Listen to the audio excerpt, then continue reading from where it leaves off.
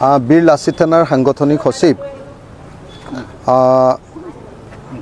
শৃংখল চলিহাক অসম পুলিচে যি ধৰণে আটক কৰিছে তাক মই নিন্দা কৰিছোঁ আৰু অসম পুলিচ আৰু অসমৰ গৃহমন্ত্ৰী তথা অসমৰ মুখ্যমন্ত্ৰীৰ ওচৰত দাবী উত্থাপন কৰিছোঁ যে শৃংখল চলিহাক অনতি বিলম্বে মুক্ত কৰি দিব লাগে।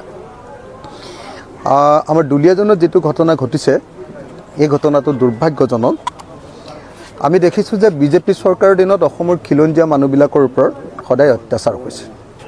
বিজেপি চৰকাৰৰ দিনত অসমৰ খিলঞ্জীয়া মানুহবিলাকে মাৰ খাবলগীয়া হৈছে আৰু বহিৰাগত মানুহবিলাকে বনিয়াবিলাকে যিবিলাকে বেপাৰ কৰিবলৈ ইয়ালৈ আহিছে তেওঁলোকে আমাৰ অসমীয়া মানুহৰ ওপৰত হাত তুলিবলৈ সাহস কৰিছে।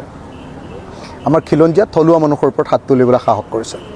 গতিকে দুলীয়াজনৰ এই ঘটনা সেইকাৰণে নিন্দনীয়। মই সেইকাৰণে দাবী উত্থাপন কৰিছোঁ যে অনতি বিলম্বে শৃংখল চলিহাক মুক্ত কৰাৰ ব্যৱস্থা কৰিব লাগে। মুখ্যমন্ত্ৰীৰ ওচৰত দাবী জনাইছোঁ।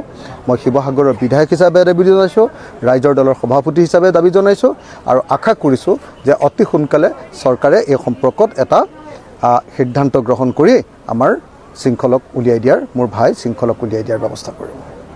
হ'ব।